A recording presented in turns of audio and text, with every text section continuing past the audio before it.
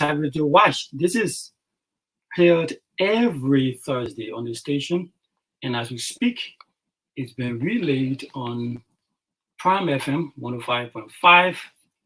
All of these are on the auspices of the National Integrity Building and Anti-Corruption Program that is supported by the government and people of Sweden through the Swedish International Development Corporation Agency.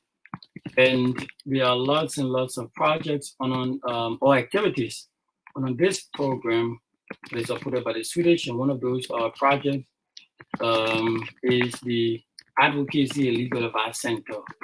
So this is a center that enables citizens to freely report and seek redress to corruption and other integrity-related issues.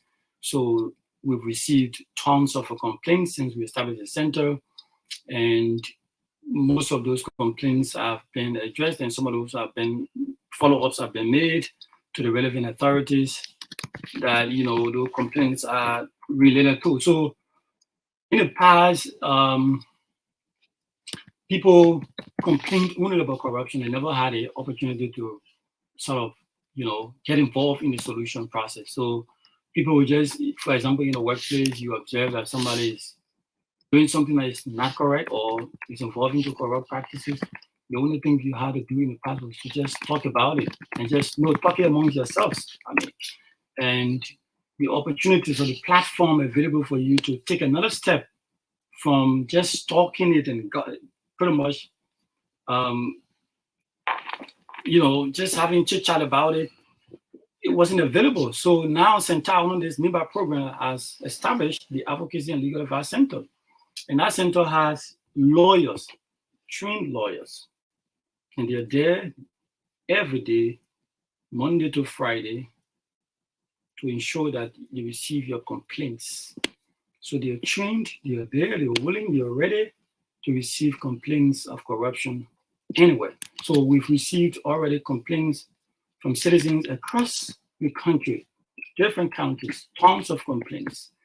And some of the complaints are not, solely corruption related. Some of the people who like advices on, want legal advice on other things. For example, bad labor practices, concession companies, they'll call, so we need legal advice about this.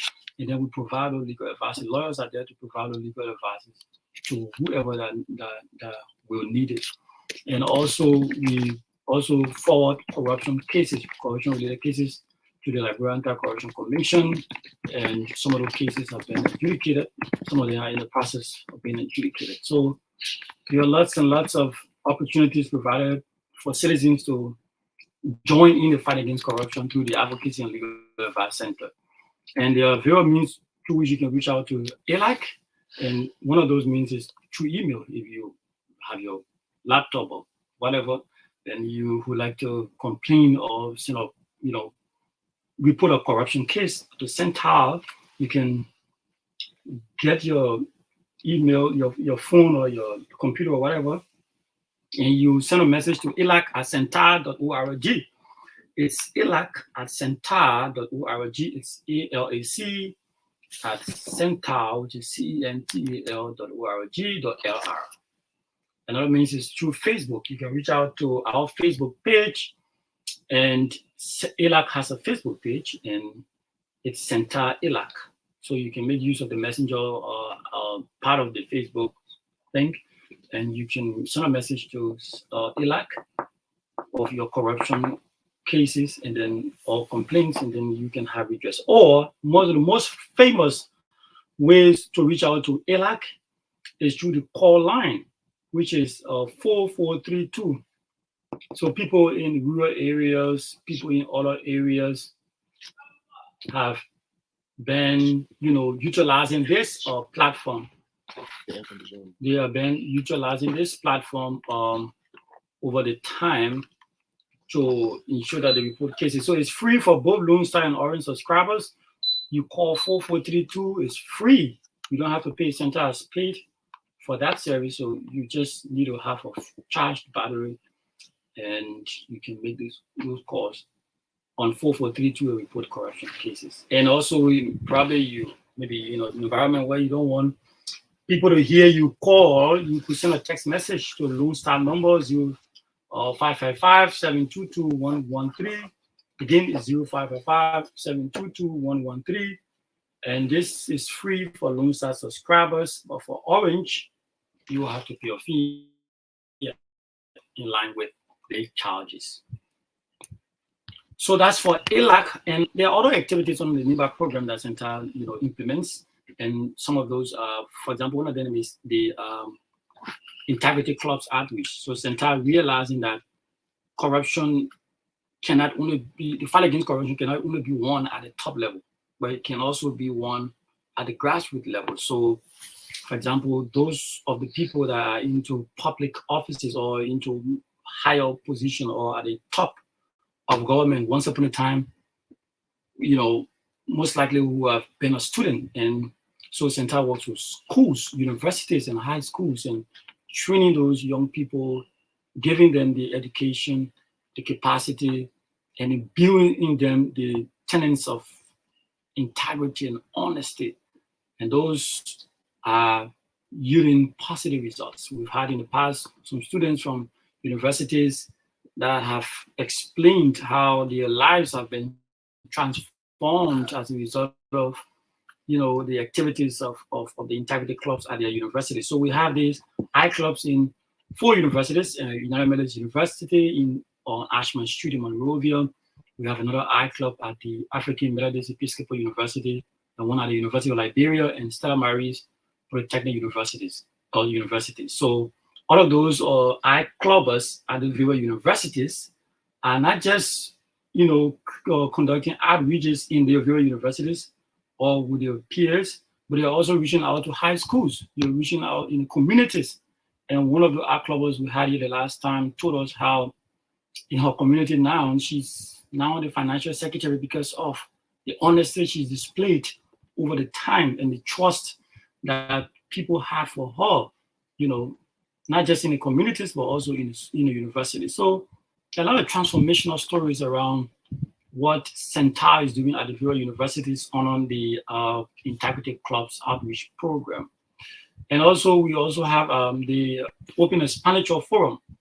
That forum, Center uses that forum to ensure that there's transparency around the utilization or the expenditure of public funds. So in the past, we realized that, counties that were giving or allotted county social development funds, the implementation of those funding was questionable because there were limited public participation and citizens, decision-making process or inputs involved in the implementation of the projects. So Center organizes the Open Expenditure Forum to ensure that first, citizens are part of the decisions that have been made around the utilization of the funds. Second, that there's transparency around the utilization of funds. Third, that there's value for money. So what Center does on the Open Expenditure Forum is to first gather the citizens, the stakeholders, the town people, everybody involved in the county, in the leadership, or from the grassroots level, even the disabled people. Center ensures that they are involved in what is to be done with the funding that will be received. So Center allows the leaders or the PMC or whoever in charge of the funding to first tell the citizen what is there in terms of how much is available. And then the citizens will all give their inputs, and then there will be an agreement, there will be a resolution, and then the project will be implemented. And Center ensures that when the project is implemented, that first, there is visibility around the implementation of the project. So every project, Center ensures that there's a soundboard there that shows what's the funding from and how much was spent and everything around the project, so that people can go around owning it and saying, okay, this is my project. So Center ensures that there's transparency around that. Also, Center ensures that there's value for money. So if you allotted 50,000, for example, for a town hall, Center will do a check to ensure that this is actually worth $50,000. So these are activities that are done on the Open Expenditure Forum. And then we always have the State of Corruption report that we do annually. We collect, information from citizens, and we ensure that, sort of examining the state of corruption in Liberia, looking at what the government is doing in the fight, looking at what the citizens think about corruption, put all of those things together, and then we have the report called State of Corruption Report. And then we also have the National Integrity Forum, which conglomerates various government anti-graft institutions and integrity institutions, including the LEITI, which is a part of the forum, and the PPCC, National Elections Commission, and other government integrity institutions, LECC, they are all part of the National Integrity Forum. That it shows that there's transparency around government's government service delivery. So if you go now at the Ministry of Transport, there's the handiwork of the National Integrity Forum. There's a giant-sized billboard that is posted right at the entrance of the Ministry of Transport that has all of the fees of services, be it driver license or registration, viewer vehicles and categories, and the amount should be paid. Everything is displayed on the bulletin board, giant-sized bulletin board. In fact, there are 2 bulletin boards that have all of the fees displayed there. These are all part of the work of the National Integrity Forum. And there's also a similar thing done at the Liberia Business Registry.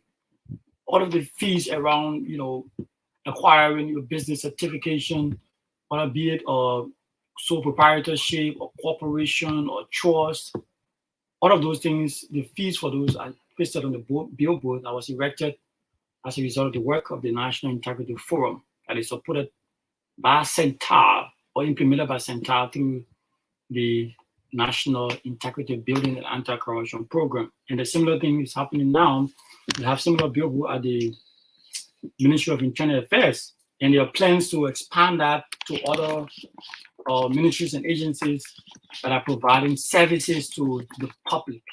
And Central intends to ensure that there's transparency around government service delivery. So today we have folks from LEITI, as I stated earlier, and we'll be talking about their work. So we'll take a short break and return. John Mike Bondao to tell us in a few minutes little things that matter, and then we go to our guests to discuss. Take a break.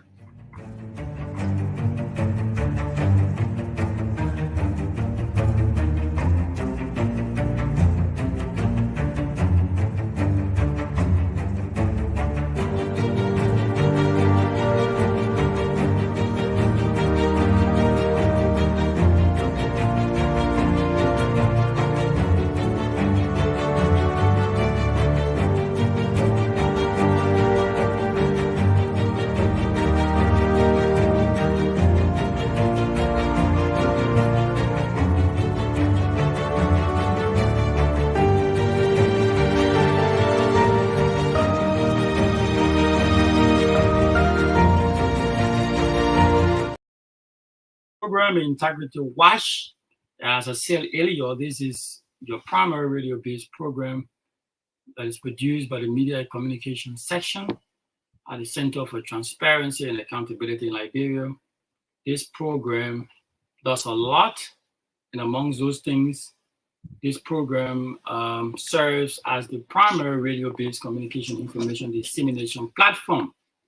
Also, it's a key advocacy tool that provides essential information about the state of the fight against corruption in the national integrity building efforts, as well as it promotes the culture of accountability, transparency, integrity, and evidence-based decision-making across all sectors and institutions in Liberia.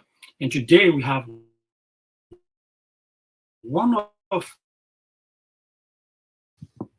one institution that has been blazing the truth sector, and which is the Liberia Extractive Industries Transparency Initiative, LEITI, here today.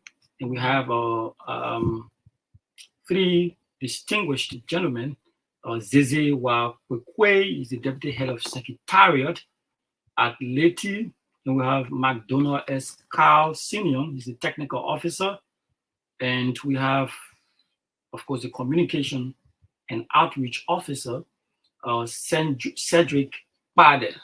Gentlemen, welcome. Thank you. So we begin with Mr. Quick. How is LEITI? And give us, first and foremost, someone listening to you may not know what LEITI does or what is LEITI. So can you explain to us what is LEITI and what do you do? All right, thank you very much. Again, my name is Ezewa Quick. I'm the Deputy Head of Secretariat of the Liberia Extractive Industry Transparency Initiative. And we are part of the process and ensuring that Liberian and Liberia benefit from our own resources. And part of the mandate given to us is to ensure that things are done regularly in the industry. So that is what it is true that we are not part of enforcement processes. Okay. And what we do is to review information and ensure that yes, this contract should have been or should be awarded this way, what they went on regulate or not. And if it went on regulate or not, there's a time as which we call reporting time.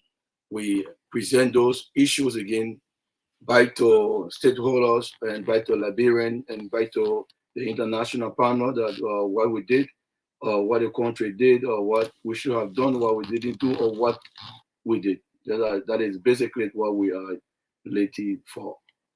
So, McDonald, you were a technical officer, and part of your work is to oversee some of those reports and technical aspects of LEITI. What has been some of the reports that you've worked on recently that would show light on transparency in the extractive sector?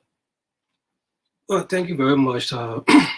As we speak, we are currently preparing our 15 EITI report.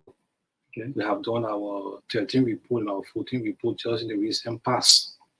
And we are currently, like I said, doing our 15 report. And this 15 report is expected to take us to validation next year.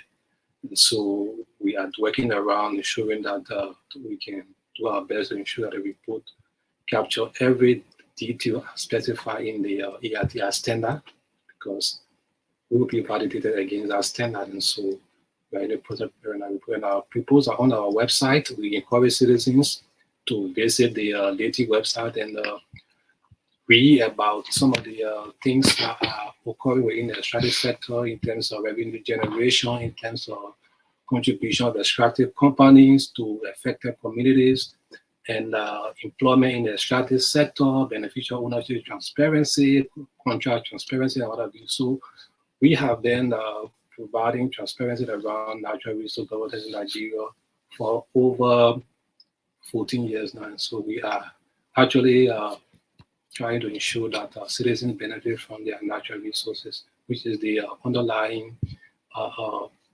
rule of the EITI process across the globe. So, Cedric, what are some of the major highlights from your report and that you would like to share with the public? Well, there are so many things highlighted in the EITI report for Liberia. For example, we have information on beneficial ownership in those reports. Beneficial ownership means the actual owners, human beings that own companies. So the various concessions operating in Liberia and are on a report during the period are also on an obligation to provide us data on who actually are the real people owning those companies.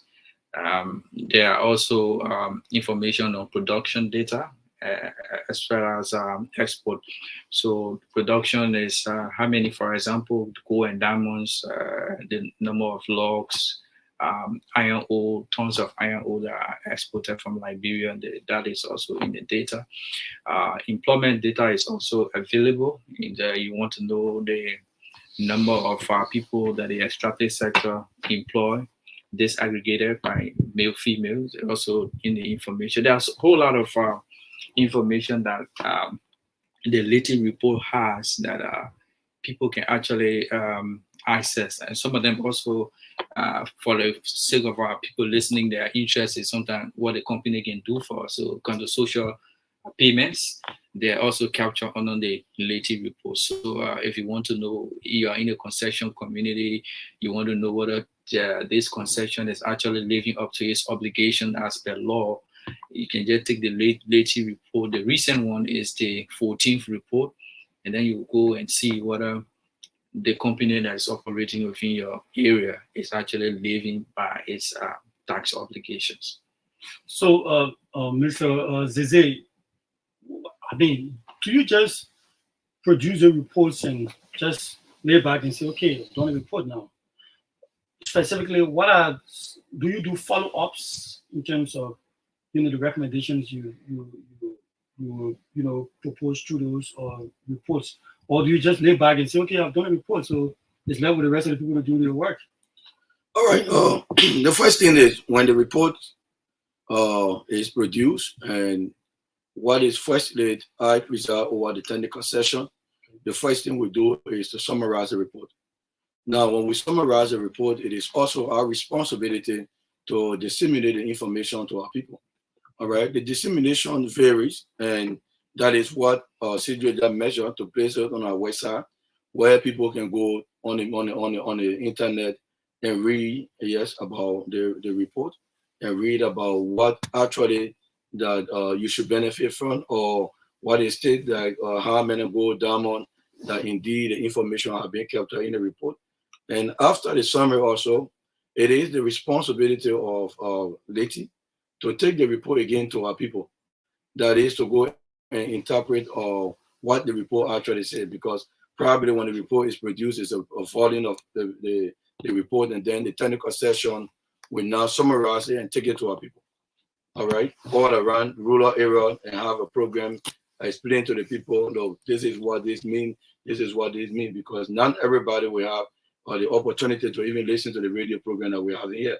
All right, so that is how the report actually is taken up to the people. Now, on the line of the recommendation, yes, recommendation, we are all involved in the process. That is, if LEITI report says, hello, this should have been done, or this company should have done this and not. Now, every sector is part of the report. We have civil society, we got stakeholders, we have the government. So when the report is presented or explained to the community, indeed that the report says company XYZ should have done this, and the citizen in a report actually didn't do, and the citizen can also be the judge and they take on. But as I said, that we can't be the one to say enforcing all of those things, as you know the process also, but we carry the information to the people and then they can know exactly. Okay, just to add to what the deputy said, the general objective of this, the LEITI, is to assist the government and the Liberian people to benefit, to get the benefit due the government through the extraction of the country minerals. Yeah. And we make sure that these are verifiably paid, they duly accounted for and prudently utilized. These are the three core functions of it. So when we do the reports, the EITI process has three layers of players. The civil society, as he said, the government, as well as the private sector or the companies. They all make up the tripartite arrangement and make up the EITI process. So when we come up with our report, we do not have prosecutorial power. So we don't carry people to court. What the LEITI process does or encourages is that when the reports are published or when it's disseminated, it is left with the communities, civil society groups to run with it, because we make sure, and that's why the admin, they thought that our reports are done by independent administrators so that it has that credibility. There's nowhere in this country that a LEITI report has been doubted. So whatever we put in that report is exactly what it is. So if a community is not satisfied with what's happening, whether it's from the government side of it or is the state, the company side of it, you can run with that report. You can take that particular aspect of the sector to tax. You can make use of the courts and use the LEITI report as witnesses.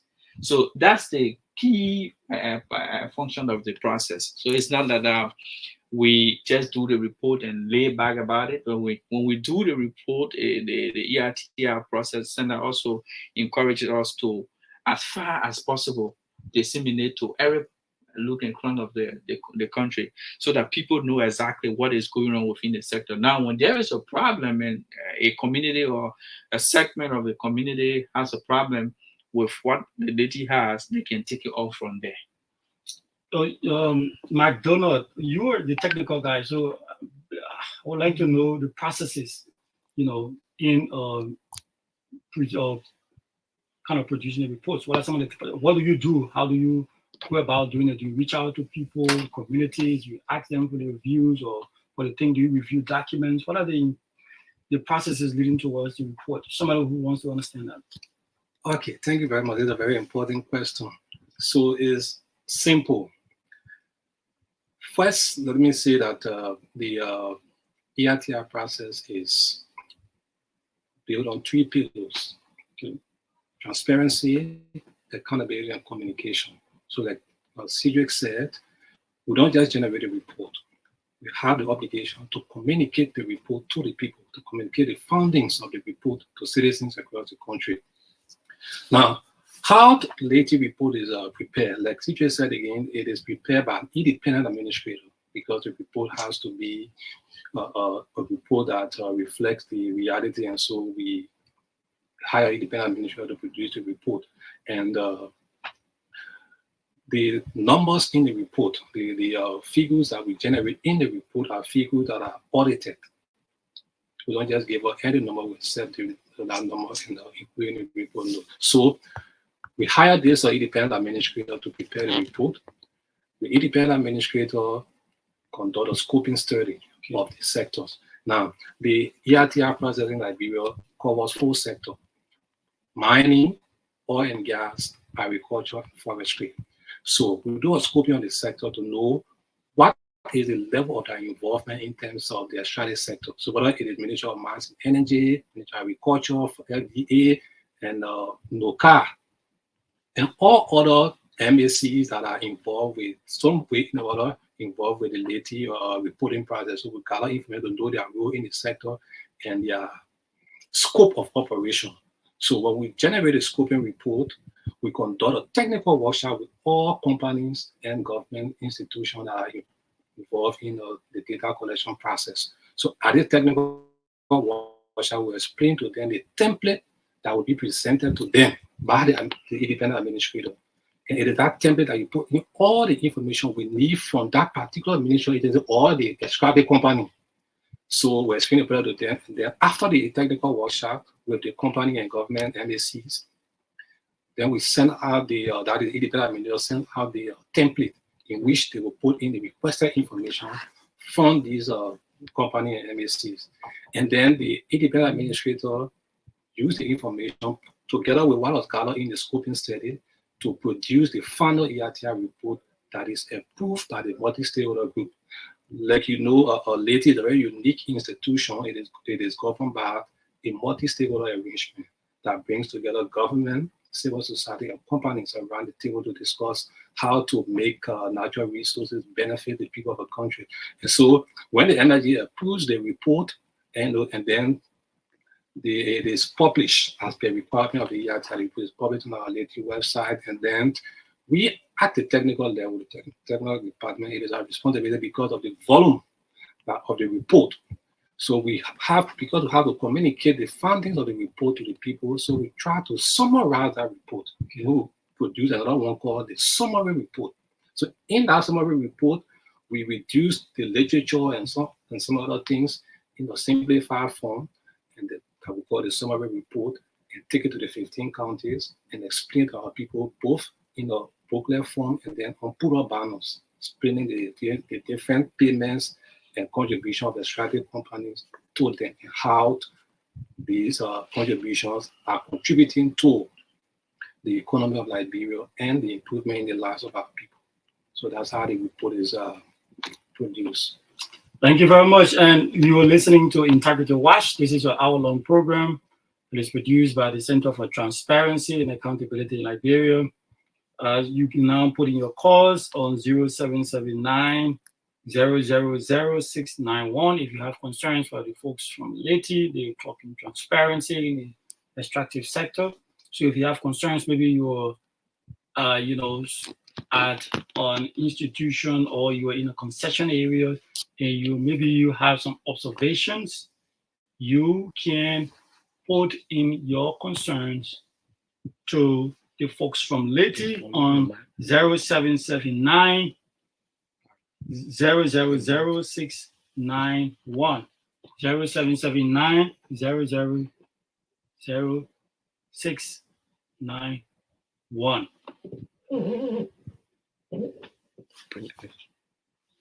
0779 000-691.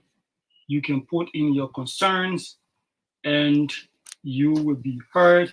We have as our guest Zeze Y. Kwekwe, he's the Deputy Head of Secretariat, and we have McDonald S. Kyle Senior, he's the Technical Officer, and Cedric Pade, Communication and Outreach Officer. And we're here discussing LEITI, the work you're doing and the impact you're making. And for that, we come to you, Mr. Kwekwe.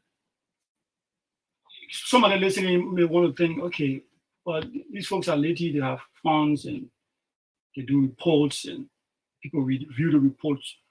What are some of the impacts so far from the work you're doing? Is it that you just producing reports, or you're producing reports that's making changes or that is impacting people or changing policies or changing the way people are doing things? What are some of the impacts you've made so far? Yeah, the impact LEITI that we can see now today, we know that to some extent, we all know about the natural resources of our country. And if we are discussing about anywhere the production is going on, you know that it is in the media, it is with civil society, it's everybody concerned, right? And like the recent one, and people talk about other companies. As soon as this company is to be involved in this, and our policy makers, like the lawmakers, and when they are addressing situation or issue, now you see citizen involvement. They want to know the benefit that comes to them.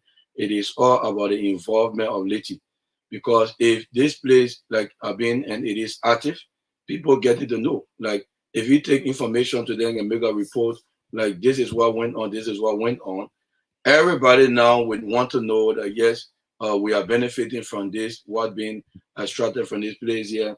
In other countries today, you can hear that corporate social responsibility of the company, and those are things that have been discussed around. All right, but if you don't have an entity like LEITI, probably the information will not get to the people. So we see like a lot of changes going on, and the way even we award, like we're awarding of contract, concessional agreement being presented now, it is everybody fall in, because the report is actually clear, produced on a yearly basis.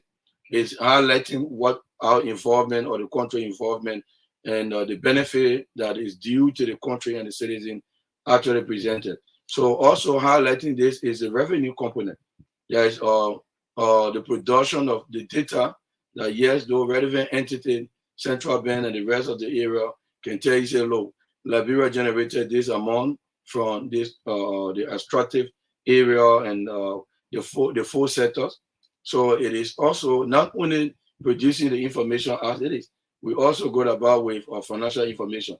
All right. So it is actually being like the report, the finance, and also saying that yes, relevant entities are making use of the data that we present. More to that, besides the disclosure of data within the sector, I mean the comprehensive disclosure of data. If you look at the before the advent of the ERTI in Liberia, and the first time we did a report, the first report, our revenue envelope was 29 million. If you look at the sequence of our report from 29 million, it has been going up, going up, going up, going up. You know, so it shows you that with the ERTI process shining the lights in the extractive sector, it has minimized corruption to a certain level. Before 2009, before LEITI first report, we would know that we were generating more than 185 million, 100 million, but the disclosure were not made. You were only told that, look, this is what we have. There was no way to verify payments. There was no way to follow the utilization of the money. There was no way to actually track the utilization of those fundings. So government will just unilaterally tell you, say, look, we in the attractive sector have 29 million, 10 million, this.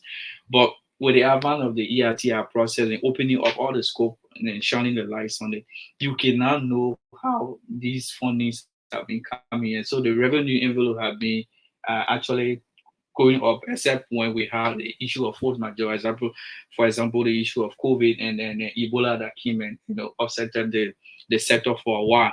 So during the period, you notice that there was a drop in the extractive revenue. But other than that, you notice that Liberia extractive sector has been reporting high.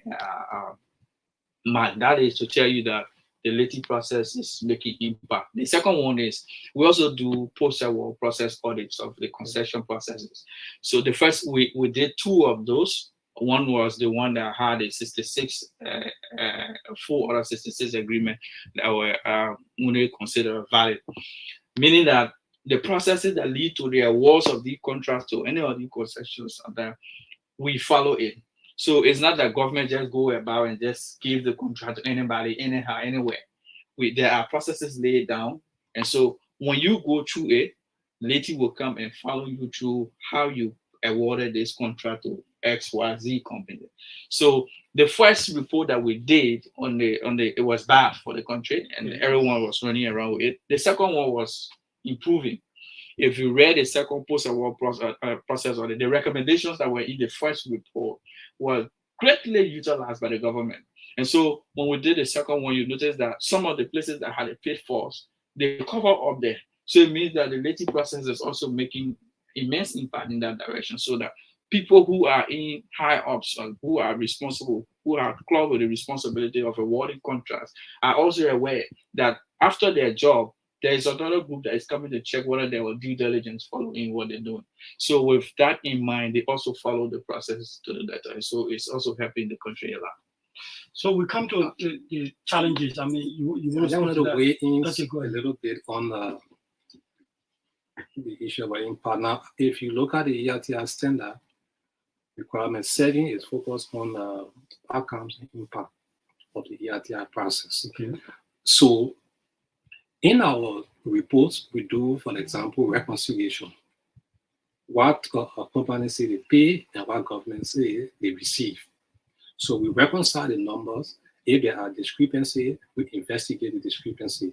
That is one way to ensure that you fight corruption in the system, by making sure that what is due government is paid and what companies are supposed to pay that amount. So by that, you will see, because of the audit process or reconciliation process, people are now reporting exactly. So if it's like CPA said, the monies from the extractive sector or revenue from the extractive sector has been going up since the EITI process. So that one will make an impact. Another way is we do citizen engagement. Now, in the past, there were too many confrontations around concessions. People are concerned about their benefits. Some of them, their ancestral land being encroached on by company. People, company taking land from people and living. So, with the level of engagement of LEITI with communities and their rights and other issues, it also had to quiet down or minimize conflict in the concession areas. And secondly, you were talking about what you called your question was yes, I was talking about challenges. I know obviously finance will be one of the challenge that you will that you, like any other institution, is challenged with the issue of finance. So aside from finance or including finance, what are other challenges that you encounter as an organization or institution in regards to the work you do? Well, you want me to come in? Yeah. One of the major challenge of the EITR process in the country, because you see, the objective of the EITR states that they say the general objective of the, and I'm reading verbatim from the Act. 3.1 of the Act says the general objective of the LEITI shall be to assist in ensuring that all benefits due to government and people of Liberia on account of the exploitation and or extraction of the country's minerals and other resources are verifiably paid, 1, 2, duly accounted for, and 3, prudently utilized for the benefit of all Liberians on the basis of equity and sustainability. So count 1 and 2 are done by the LEITI. The challenge that we have now is on count 3, prudently utilized.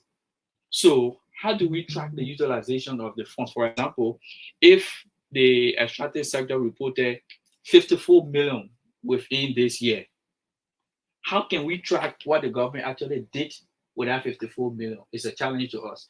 You know why it is a challenge? Because the way government revenue envelope is, all the money go into one account. So it is difficult to say, look, this 54 million, we use it to pay salaries, or Civil 7, we use it to pay the road from Area Junction to Banga. It can be followed. So that is a major challenge of us at the EITR. Besides funding challenge, is something like it's ricocheting. Sometimes it comes, sometimes it goes, and every entity in the country is challenged with funding. But this is the major policy challenge for us. This is why most of the time when we go into the counter to do our dissemination, this question comes back to us every time. The last time we were in Grand Jide, and the folks there, the old folks in Grand Jide, they were saying, look, the way the envelope is structured, and they understand how Liberia collects the revenue. Can you make a policy? Can you take it to your MSG? Tell them that, look, we want to know exactly what our natural resources are doing for us. For example, for us in Grand Jide, if the government can just take 10% of that and feed our roads, it will be good.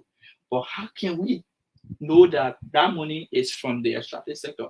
Let them put the extractive money different place. Okay. So that when they're using it, they can be able to tell us the money that we get from in the extractive sector, that what we used to do X, Y, Z, B, all of that. Then at that, we will be able to prudently follow the utilization of the fund. Until that is done, it remains a major challenge to us. Okay, you're listening to Integrity Watch. This is your hour-long radio program of the Center for Transparency and Accountability in Liberia. You can put in your calls, and we are waiting your calls on 0779-000-691. I'll take my time again to read it. It's 0779-000-691, and you can get through. You want to? Yeah. Actually, on the constraint challenges, we also have some challenges with reporting, that is the data collection process. And I know that almost all of the entities involved are listening to the program or can follow it on anywhere on social media. And, we have a time to work in. And sometimes it has been an all-time problem, even before I joined in, because I joined in February this year. And my observation, because yes, let's take this call, and then we'll get back to you. Hello. Good morning. Yeah, good morning, bro. Yeah, your name and where you calling from? My name is calling from Louisiana. Yes, let's hear you.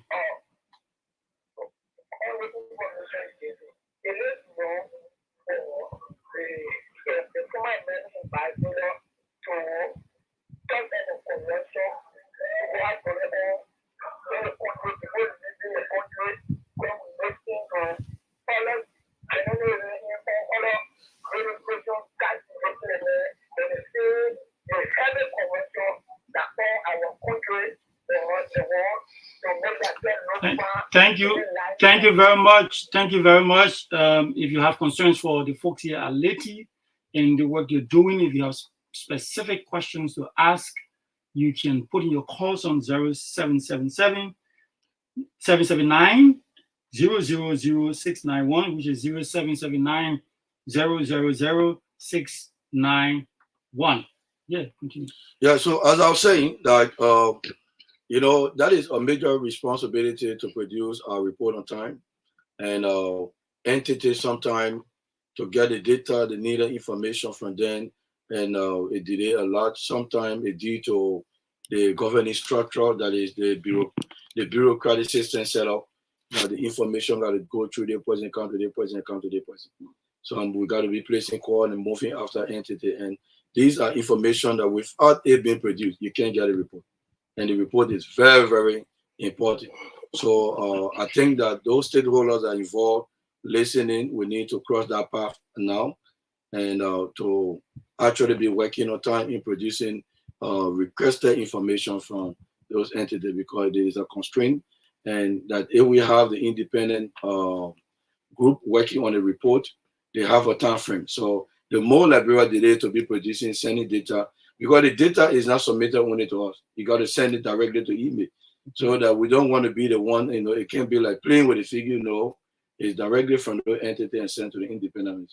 So I think there's a constraint, and we just make this appeal that yes, all relevant institutions and individuals should actually work with LEITI in producing the data on time. So how do you rate the overall or cooperation level? I mean, yeah, you just highlighted one point, but overall, how has it been, the cooperation level from different agencies or government ministries that you're working with?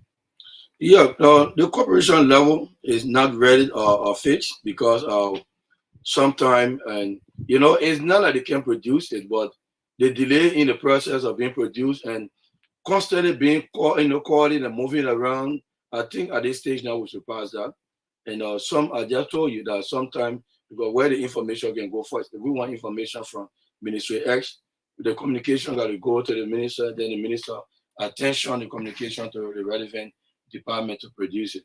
And they produce the information is delayed. So we just want them we at least produce in time, because it's something that we do every year. It's not strange to any institution. But just the delay is also a constraint on the salary. The bureaucracy is hurting you in essence. Exactly. Okay, so let's go to plenty. Let me just say something. Yeah. So this is why we are trying to mainstream the ERTR in Liberia. Okay.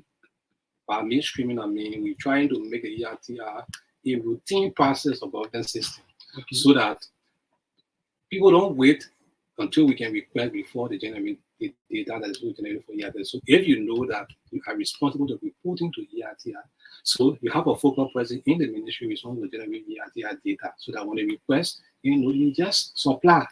So that is a challenge, and we're working on mainstreaming the ERTR. Are you including that in your recommendations, or you include that already? No, we're working on it. There has been a scoping study done on that entire process to see how well we can mainstream the ERTR into government system like Liberia. So once we do that, we hope that we'll overcome some of the challenges that we're reporting. Yes, Cedric, we are running gradually out of time. We'd like to get your comments, so maybe parting comments, by telling us some of the plans that you have, as LEITI going forward, maybe this year or next year. What are some of the things you're thinking about? A lot of things are in store for the ERTR process. Currently, we working with civil society organizations within the 15 counties of Liberia to decentralize our outreach processes. It's also part of our public engagement. Currently, we secured $100,000 from the World Bank solely for civil society. We treated in February and March last year. We took the Southeast to Nigeria. We treated them there, civil society organizations in the counties, and then we took the rest of the 9 counties to Grand Bassa in February. We trained them on how to use ERTR data and dissemination and all of that. So they were told to do a proposal on how they can disseminate some of our reports. We have 14 of them already. The 15 one is in progress, and so they presented their proposals, 36 proposals in, but we qualified only 20 because we only needed 20. So those 20, each of them will have $5,000. They already, the Ministry of Finance already dispersing the funds to them to do the their own work, how they understand the EITI process, but it will be guided by the LEITI Secretariat, and so that is ongoing. In the next few weeks, we will also be executing. It's going to go for 14 days, starting from the 1st of May to the 15th. So that will be done. The next one is we have a lot of programs planned, and they are being supported by the World Bank, but then disbursement of funding will start in 2024. So that will also see us doing a lot of engagement with the public, including we want to do an app that will because we simplify the concession agreements that we have in a simplified contract metrics, meaning that the actual meter agreement, instead of reading that bulky agreement, you can just go into that contract metric and look at the highlights, these very meaningful highlights of what the contract is about and how people can benefit from it from in the concession area. So what we want to do is we want to upload that to an app and then disseminate it so that wherever you are, once you have, you can just go to this contract metrics on that app, and then whatever country you are in, just step the country, and then you can see all the concession in your area. You can go into it, and in a minute or two, you're able to read the full text of what the contract is like for you. And then there will also be a lot of outreach engagement, our reports as well. The 16, 17, 18, all of those reports will be captured into the World Bank program that we're supposed to start next year. So in the next year, there will be a lot of things. So, Mr. Cooper, you can just 1 minute to tell us your party comments. All right. I want to say thanks for inviting us here, and we hope that we'll continue to have this engagement. And now we are working on the 15 report that is preside over the report, and that is also on the way now. We are working on it, and we are preparing. This report is actually setting the basis for next year validation that begin is almost like taking final exam. So that we will be doing that if we how to what extent we actually implemented the EITI standard, the 2019 standard. So again, I want to say a big thanks for inviting us. Thank you very much, and we're going to McDonald. What do you have to say, Hamlet? Okay, so let me thank the center for the opportunity to do the secretariat to come and talk about the work we do and the level of engagement we have had with our people in terms of explaining the ongoing activities in the extractive sector. It is a continual process, and we hope that in the coming years or the days, we'll be able to work with the World Bank and GIZ and other partners, including Center, to move the EITI process in Liberia forward. And we are available at the Secretariat for any information regarding the extractive sector. And so, once again, let me say thank you to Center for this opportunity. We are actually grateful to the Secretariat for giving us the opportunity to talk to our people and share our work with them. Thank you very much. McDonald S. Carr is the Senior Technical Officer of the Liberia Extractive Industry Transparency Initiative. And we had as our guest as well, Zezewa Kwekwe, the Deputy Head of Secretariat at LEITI, and Cedric Bade, the Communications and Outreach Officer. They've been here talking about the work they're doing at the Liberia Extractive Industry Transparency Initiative. And that brings to an end this edition of Integrity Watch. The next edition will be next Thursday at about this time, which will be relayed as well on Prime FM 105.5. I've been your guest, your host, Edward Blamo. I'm the Media and Communications Officer at Centile, and I've been ably assisted by Mark W. Bondao. See you next Thursday.